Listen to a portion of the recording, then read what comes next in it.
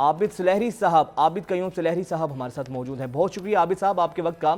आबिद साहब, अब आपको लगता है कि अगर हमारी IMF की तमाम शराइत पर हमने अमल कर लिया है, उनकी तमाम शराइत के आगे हमने सरे तस्लीम खम किया है, तो अब मुआशी मुश्किलात हैं जो पाकिस्तान की, उसमें कमी हो सकती है, रिलीफ मिल सकता है सर?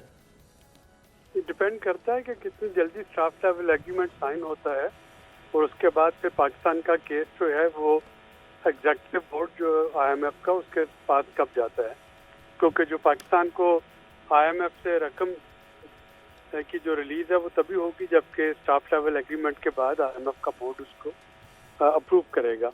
और मेरा ख्याल है कि इसमें भी चंद हफ्तों का टाइम जो है वो मजीद लग सकता है।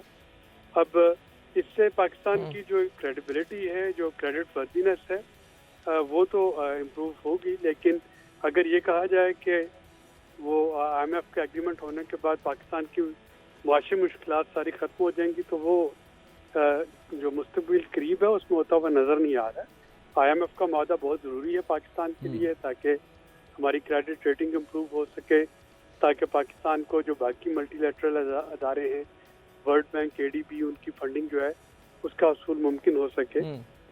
लेकिन जो इस वक्त मुल्क को मुआशी मसाइल दरपेश हैं, जिसमें महंगाई सरफहरिस्त है और रुपए की कदर में कमी, वो सारी चीज़ें जो हैं वो उन पे काबू पाने के लिए अभी वक्त दरकार। अच्छा आबिद साहब, सर मुझे एक सवाल की समझ नहीं आती, आप काइंडली मेरी रहनुमाई कीजिएगा सर। बेशुमार ऐसे ममालिक हैं जो IMF के पहले या दूसरे प्रोग्राम में गए, उसके बाद अपने पाँव पर खड़े हो गए, उन्होंने IMF को खैर बात कह दिया। सर हमारा 22वां 23वां ये IMF के साथ प्रोग्राम है, सर क्या वजह है कि अगर हम 22वें 23वें प्रोग्राम तक पहुंचे हैं तो इसका एक मतलब तो ये भी लिया जा सकता है कि IMF तमाम दर्दों की दवा नहीं है, हमें किसी और तरफ भी सोचना होगा, सिर्फ IMF के ऊपर ही इक्तफा हम नहीं कर सकते। देखिए, पाकिस्तान समेत बेशुमार ऐसे ममालिक हैं जो कि दर्जनों दफ़ा IMF के पास जा चुके हैं।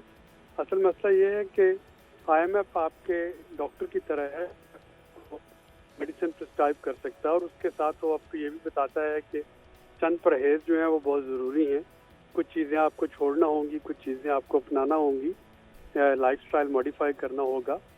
तो पाकिस्तान जैसे ममालिक में अगर हम अपने लाइफस्टाइल मॉडिफाई नहीं कर सकते, अगर हम एनर्जी सर्कुलर डेट जो है उसको बढ़ाते चले जाएंगे, जो हमारी खसारे पे चलने वाली सरकारी इदारे हैं उनमें पैसे झोंकते चले जाएंगे, टैक्स बेस नहीं बढ़ा पाएंगे, सिर्फ उन्हीं लोगों पे टैक्स ऐड करते जाएंगे जो कि पहले से टैक्स नेट में हैं, या इनडायरेक्ट टैक्सेस पे ही इक्तफा करेंगे, हुकूमतें अपने खर्चे कम नहीं करेंगी, तो फिर IMF हो या कोई भी अदारा हो, जाहिर है कि वो एक ख़ास हद तक आपकी हेल्प कर सकता है। असल चीज़ जो है कि वो जो एक बुजुर्ग कहते हैं परहेज इलाज से बेहतर है, तो IMF तो इलाज है, लेकिन परहेज जब तक नहीं होगा तब तक ये इलाज जो है ये जारी रहेगा। तो आबिद साहब फिर इब्तदाई तौर पर, हंगामी तौर पर हुकूमत को क्या प्रिकॉशनरी मेजर्स को अपनाना चाहिए? हम ये देखते हैं IMF जब भी कहता है कि आप पेट्रोल महंगा कभी कर दिया जाता है, कभी बिजली के यूनिट्स महंगे कर दिए जाते हैं, तो सर ये तो बड़ा आसान हल है हुकूमतों के लिए, IMF कोई भी शराइत लगाए तो उसका इम्प्लीमेंट आप आवाम पर कर दें, बोझ सारा आप आवाम पर मुंतकिल कर दें। हुकूमत के अपने अल्ले तलल्ले तो कम नहीं होते हैं, तो हुकूमत को क्या करना चाहिए कि बोझ आवाम पर ना पड़े, IMF का खुद से उसको बर्दाश्त करें? देखिए, पहला तो हमें ये कंसेप्ट क्लियर कर लेना चाहिए कि IMF की शराइत नहीं होती, ये हमारी अपनी कमिटमेंट्स होती हैं जो कि हम कर्जा लेने के लिए IMF के साथ करते हैं। IMF आपसे ये कहता है जब भी कर्जा देता है कि आपकी आमदनी इतनी है, आपका अखराजात इतने, आप इसको कैसे कम करेंगे, ठीक है, गैप को। तो हम यानी हुकूमतें जो हैं वो खुद से ऑफर करती हैं कि हम यहाँ जहाँ पे ये रेट बढ़ा देंगे, ये टैक्सेस बढ़ा देंगे और उससे हमारे पास पैसे आ जाएंगे एडिशनल खर्चने के लिए, यहाँ से हम अपने अखराजात कम कर लेंगे, और वो कमिटमेंट जो है वो बाइंडिंग हो जाती हैं। फिर IMF के प्रोग्राम जारी रखने के लिए उन कमिटमेंट को पूरा करना पड़ता है। अब जाहिर है कि इलेक्शन ईयर में हुकूमत के लिए ये बहुत मुश्किल होगा कि वो इन तमाम शराइत को जो और इन तमाम कमिटमेंट्स को जो कि IMF के साथ हुकूमत ने की हैं उनको वो पूरा कर सके। अगर कर जाए तो बहुत बेहतर बात है, और फिलहाल तो हंगामी बुनियादों पे IMF का प्रोग्राम रिवाइव कराना ज़रूरी है ताकि जो रुपए की कदर है उस पर प्रेशर जो है वो कम हो। डॉलर के मुकाबले में रुपये ने जिस तेज़ी के साथ अपनी कदर हुई है उससे महंगाई में मज़ीद इजाफा हो गया। और अगर IMF का प्रोग्राम जल्द बहाल ना हुआ तो ये सिलसिला जो है जारी रहेगा। तो ये तो पहली फंडामेंटल चीज़ है जो कि हुकूमत को करनी है। और उसके बाद जो तमाम सियासी जमातों को और तमाम स्टेक होल्डर्स को जो सेकंड चीज़ इंश्योर करनी होगी वो सियासी अदम इस्तेहकाम और जो सियासी दर्जा हरारत है उसमें थोड़ी कमी लाना, ताकि जो बैरूनी दुनिया है वो पाकिस्तान पे एतबार कर सके, यहाँ पे कोई आप इन्वेस्टमेंट आ सके कि यहाँ पे लोग जो है वो इंटरनेशनल ट्रेड दोबारा से शुरू कर सके। इस वक्त पाकिस्तान जो है वो उसकी इकॉनमी बड़ी फ्रेजाइल इकॉनमी समझी जा रही है, मुआशी लिहाज से भी और सियासी लिहाज से भी। तो शॉर्ट टर्म में तो ये करने की ज़रूरत है। और लॉन्ग टर्म में जो हमारे ब्लैक होल है इकॉनमी में, खा वो लॉस मेकिंग एंटरप्राइजेज हैं या एनर्जी सेक्टर डेट है या वो फॉरेन रिजर्व है जिनसे कि टैक्स मिलना चाहिए जहाँ से हम टैक्स नहीं ले रहे, उन चीज़ों पे काम करने की ज़रूरत होगी जो भी हुकूमत इलेक्शन के बाद आती है। लेकिन आबिद साहब सर, फॉरेन रिजर्व जो हैं बहुत कम 3 या 4 अरब डॉलर्स के गालिबन रह चुके हैं, जबकि सऊदी अरब और यूएई ने भी यकीन दहानी कराई है कि 3 अरब डॉलर्स की जो है वो फाइनेंसिंग करेंगे हमें। इसको कैसे सर हम इम्प्रूव कर सकते हैं? फॉरेन रिजर्व इम्प्रूव करने के लिए तो हमें अपने एक्सपोर्ट जो है वो बढ़ाना होगी। जाहिर है कि आप डॉलर तभी अर्न कर सकते हैं जब आपके पास कोई चीज़ सरप्लस हो, बेचने के लिए हो, उसकी क्वालिटी बेहतर हो, या हमें रेमिटेंसेस चाहिए जिसमें कि हुकूमत को वो तमाम लोग जो कि पाकिस्तान से बाहर जाके कंट्रीब्यूट कर सकते हैं पाकिस्तान की इकॉनमी में, उनको फैसिलिटेट करे।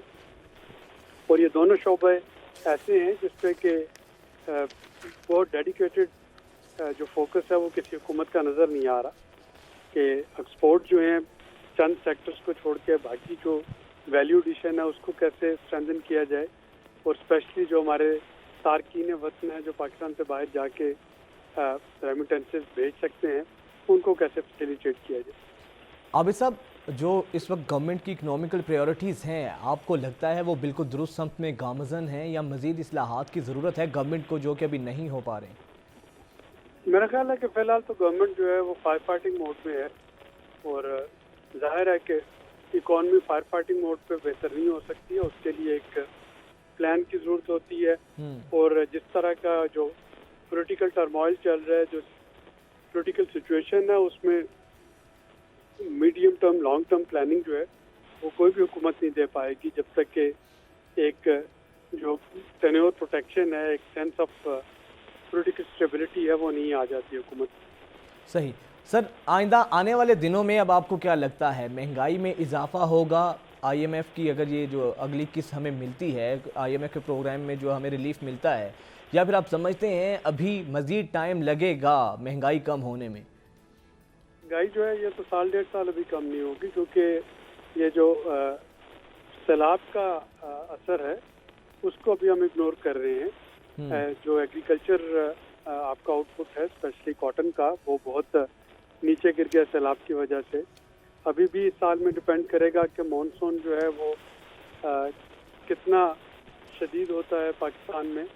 पाकिस्तान की जो इकॉनमी है वो मॉनसून पे काफ़ी हद तक डिपेंडेंट होती है। एग्रीकल्चर बारिशें टाइम पे होती हैं, नहीं होती, बहुत ज़्यादा हो जाती हैं, बहुत कम हो जाती हैं। तो ये तमाम अवामल जो हैं ये पाकिस्तान की इकॉनमी को असरअंदाज होते हैं उस पर। एक तो ये फैक्टर होगा, दूसरा जो रुपए की कदर में कमी आई है उसकी वजह से भी पाकिस्तान की बेशतर जो महंगाई है उस पर इम्पेक्ट आ रहा है। खा वो खुर्दनी तेल हो, वो खादें हो, वो गंदम हो, वो दालें हो। ठीक है, ठीक है। अभी महंगाई कम होने में मज़ीद टाइम दरकार है, लग सकता है।